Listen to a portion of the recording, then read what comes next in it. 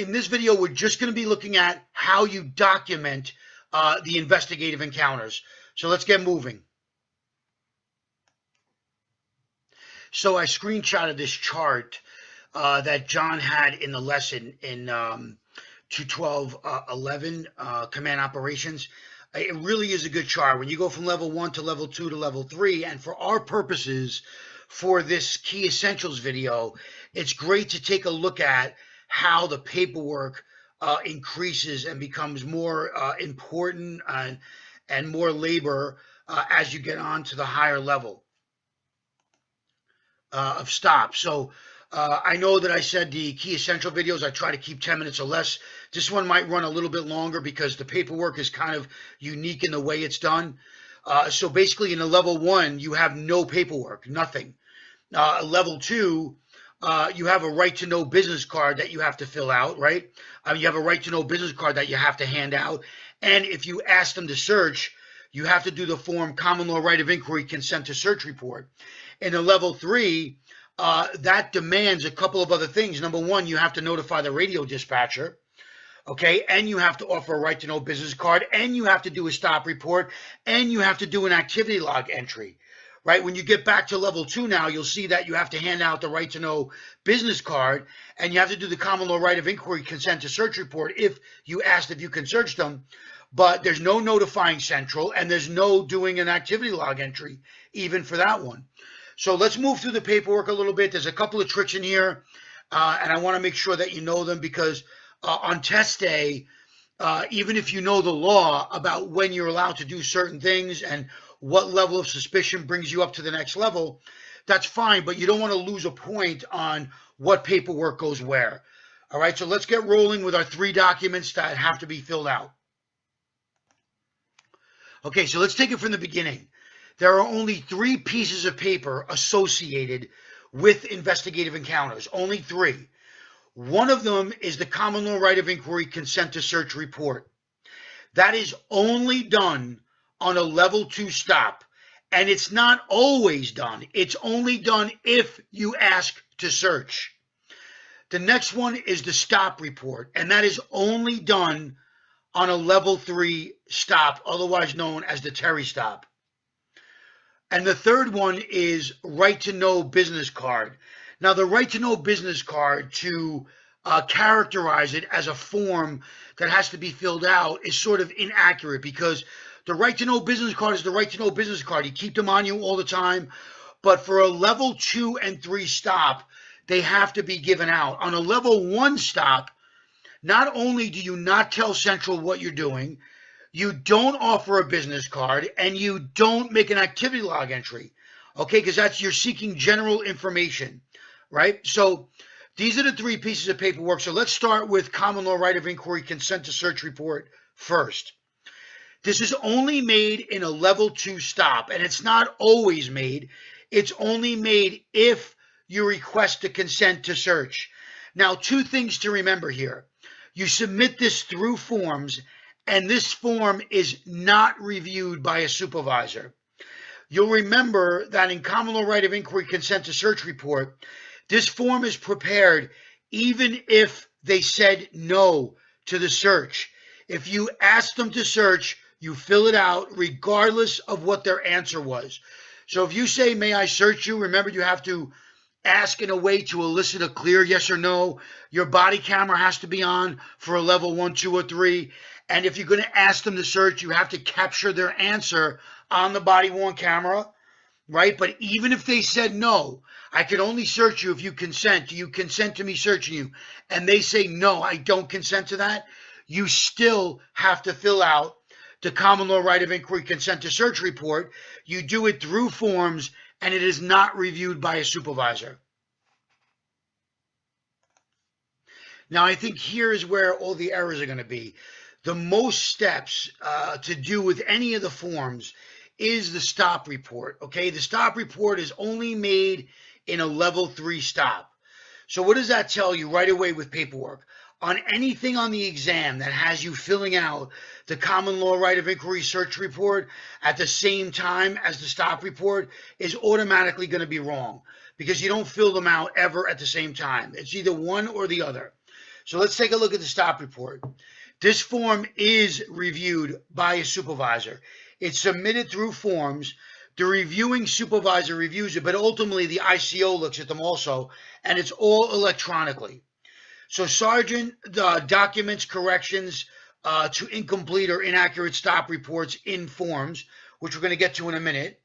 The right to know business card is the other form, right? And the right to know business card general, that's given out in a level 2 and 3 stops when you ask accusatory questions and or you ask consent to search.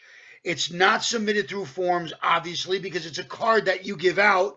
And because you give the card out, it's not reviewed by a supervisor. I mean, that makes sense, right? You give out a business card, it's not going to be reviewed by a supervisor.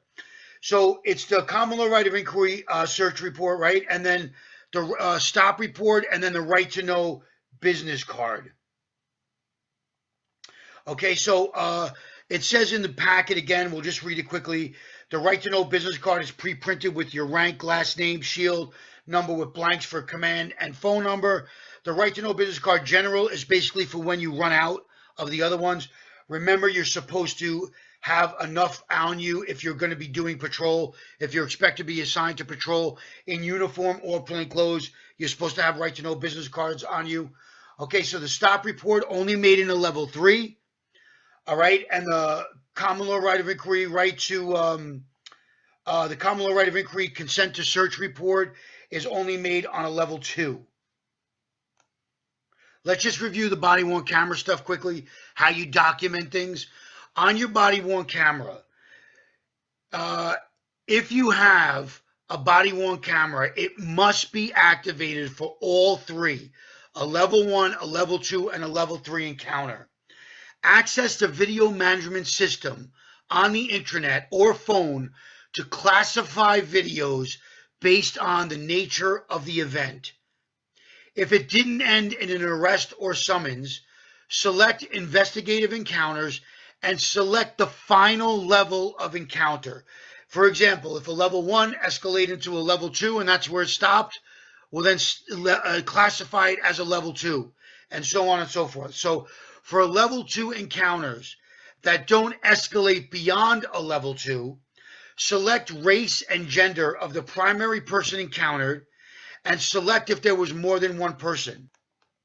Now, why does it specify that you only put that information about race, gender, and all that on the level 2 video? You're archiving the videos. Why do you only put that stuff on a level 2 video? Because on the level 3 stop, all of that stuff is documented on the stop report. Okay, on the level 2 stop, you're not doing a stop report. So when you're classifying the videos, you put that information on the video instead. So the common law right of inquiry consent to search report, it's done for each person that you request consent to search in a level 2. So for each person that you request to consent to search, make one common law right of inquiry consent to search report. Even if they refuse the search, prior to the end of tour, input that into forms and select check to submit. Okay, now remember, that is the end of the line for this form. It's not reviewed by a supervisor. Okay, so here's a little flow chart I made you specifically about the stop report. Now, I tried to make it so that it wasn't confusing, but even in the way I made the flow chart, it's still confusing. So here comes my mouse, right? I'm going to mouse over here so you can see what it is I'm talking about. So you're ready to turn in the stop report, right? You did a level 3 stop. You filled out the stop report. Okay, so the cop fills out one stop report for each person stopped on a level 3 prior to the end of tour. Okay, then what do you do with it? We go down here. The cop submits the stop report through forms, select check to submit it to the supervisor, and you'll be asked to identify, based on the drop downs, which supervisor is working. Okay, so now it goes to the reviewing supervisor, and it says in the procedure, after you submit it, you by clicking check, and then you select a supervisor from the drop-down menu, then you're supposed to tell the supervisor, like, hey, I sent you a stop report. Okay, so now you're the supervisor. Your reviewing supervisor reviews stop report in forms. Now let's go to the left here. If the stop report is not accurate or complete, the supervisor checks no. You give instruction on what's missing, how to make it accurate and complete. Then you click check, and that routes it back to the cop. So now we're going back up here. We're going to go back to the cop. When it gets kicked back to you, the cop makes correction as directed by the sergeant. Go to Actions tab and then click Edit. When you're done, go back to this box here. Cops submit stop report through forms. Select check to submit it back to the sergeant. So if there are errors, you keep going around here until it's fixed. Okay? You fill it out, you send it to the sergeant. There's something wrong with it. He checks no, clicks check, it goes back to you. Then you go back to, you fix whatever's wrong with it, you send it back to the sergeant. Now let's go to this one up on the right. You fill out the form, you select check to send it to the sergeant. The reviewing supervisor reviews it, okay? And then the stop report is accurate and complete, but the stop was bad. Okay, so now here's the thing that a lot of people are going to get wrong. If the stop report is filled out accurately and completely, but the stop was bad, you're still going to approve it and finalize it. Okay, all you're checking off is that the form is correctly completed. So the form is correctly completed in this scenario, but the stop was legally bad. You check the appropriate fields on the stop report, but then you approve it and finalize it. Okay, you approve it and finalize it. If the report is filled out correctly, but the stop itself was bad, you still approve it and finalize it. Now coming back down here, reviewing supervisor reviews the stop report and forms, and the stop report itself was made in error. Like it was made on a level 1 stop, there's no stop report for that. It was made on a level 2 stop, there's no stop report for that. So if they made a stop report for a level 1 or a level 2 stop, then that stop report was prepared in error. So you check the appropriate fields and note such in the comments. But even on a stop report that is prepared in error, like it shouldn't have been done at all, you are still going to approve and finalize that. Okay? So this is one of the reasons why I did this video, because that's confusing. And I don't want you to get that wrong. Now let's look at some of my subnotes here for the reviewing supervisor and the cop. Let's take the cop first, up here on the left. So cop, not only are you filling out the stop report, but cop, make a detailed command log entry, put the ICAD number. Remember that you notified Central here that you were doing a stop. So make sure you put the ICAD number, okay, that you got from Central. And ultimately you print out your activity log, but you print out your activity log after the reviewing supervisor reviews your entries from your activity log from the encounter. So you tell the supervisor that you have a stop report, you sent it to them, they review your activity log. If they're okay with your activity log, then you print out your activity log, okay, and ultimately you're going to give that to the desk. So cop, make a detailed activity log entry, put the ICAD number. Remember that you notified Central on a level 3 stop, so it's going to have an ICAD number. Print out your activity log for the stop, but only after the reviewing supervisor reviews it, okay? Let's look at some extra notes here for the reviewing supervisor. So this is a reviewing supervisor. Complete supervisory action must complete. That's the name of the section.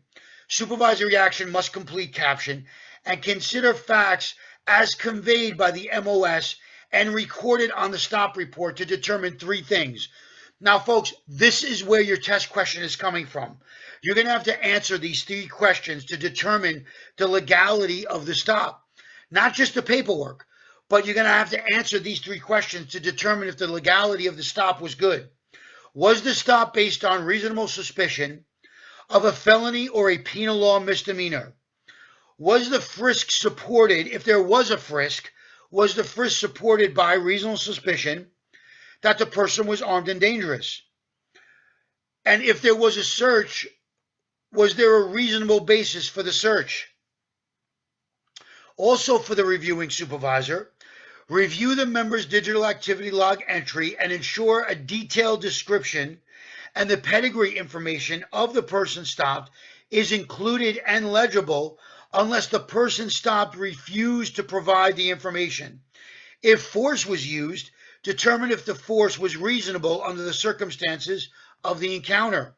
So this is the flow chart for where it goes. The cop fills it out. You submit it to the sergeant reviews it. Is it not accurate and not complete? Then you click no, you click check, you shoot it back to the cop. The cop clicks actions and then edit. They fix it, they shoot it back to you. Okay, then ultimately you approve it and finalize it if it's correct, and it goes into forms, right? The desk officer has a duty right after this. Okay, if it's accurate and complete, but the stop was bad, you're still going to approve it and finalize it. If the entire stop was good and the report was good and all the paperwork was good and everything was good, then you approve it and finalize it. It sounds odd because the patrol guide only gives you options if there's something wrong. But if there's nothing wrong with it and it's done perfectly, right? The stop report is filled out perfectly. The basis of the stop was good. The paperwork is fine. Then there's nothing wrong with it. So you approve it and finalize it. Okay, but if the stop is accurate and complete, but the stop was bad, you're going to make a note of that in appropriate fields, but then you're still going to approve it and finalize it. If the stop report was prepared in error totally, like it shouldn't have been done at all, like they made it for level 1 or 2 where a stop report doesn't get done, then you check the appropriate fields and you note that in the comments, but you're still going to approve and finalize it. Okay, let's take a look at what the desk officer does here. I told you I know this Essentials video is a little bit longer, but the paperwork for stop reports and common law right of inquiry search reports, some of that stuff is confusing, and I don't want you to get it wrong. So we're running a little bit over, but I want you to know this stuff. So desk officer designee, right? Designee, what does that mean? It means that this job can be delegated. Now, what did we just do in 212 that can't be delegated, right? The summonses, remember in 209, the summonses, no one will issue summonses other than the desk officer, right? Or designated supervisor, right? What about the command log? What about the interrupt the patrol log? Remember we said in class that has to be maintained under your control all the time, right? And entries have to be made in your own handwriting. So you can't delegate that. If it says desk officer designee, that job can be delegated. So desk officer, log into forms and search for all stop reports prepared during the tour. Print out approved stop reports from the queue and attach it to the printout of the activity log that the UMOS gave you. Put stop report and activity log in stop report binder maintained at the desk in sequential order. Okay, other than precinct PSA transit district, desk officer maintains stop report binder with photocopies of stop report prepared by their respective commands. Okay. Also, stop report index will be printed out daily and be maintained in the command binder. So here are some things to remember that were all over this procedure, 212.11 investigative encounters. So I just made a list of these final facts that I want to go over here, just as little tips for you to remember, things to remember. So for the cop, on a level 3 stop, tell Central where you are, how many you have stopped, and if you need help. Also for the cop, make a detailed activity log entry about the stop, including all the pedigree from the people and the ICAD number. Patrol supervisor, it says, respond to stops, and the time, the condition it gives you is when feasible. Patrol supervisor, confirm stop report states in plain language a specific suspected felony or penal law misdemeanor. Remember that you don't use the penal law code. And remember that when it comes to the patrol supervisor responding to stops when feasible, you must respond to a stop, a level 3 stop, if the person refuses to ID themselves. Okay, for the cop, fill out both narrative sections, the reason for the stop and the reason for the search. Use plain language. Patrol supervisor, you ensure both narrative sections are filled out in plain language. Patrol supervisor, refer the cop for remedial action, retraining, or discipline if necessary in the follow-up section. And remember, don't fill out a stop report for an arrest unless the arrest was born out of the stop. So if you jump out because you see an assault happen on the street and you arrest that person, that arrest was not born out of a Terry stop. So don't do a stop report for that. Okay? Also, don't forget about the right to know business cards. On an arrest, you don't give out a right to know business card unless you're specifically asked. Okay? If they ask you for a business card after an arrest, then you give them a business card. Okay? And remember, there are a bunch of exceptions to when you don't have to fill out the common law right of inquiry consent to search report. And most of those have to do with security checkpoints. And during a security checkpoint, you don't give out the right to know business card either, again, unless they specifically ask, then you can give it out. So make sure you get the paperwork straight here, folks. It's very confusing. I wanted to go over it for you to help you get it right on the exam. Good luck studying, ladies and gentlemen. That's my time.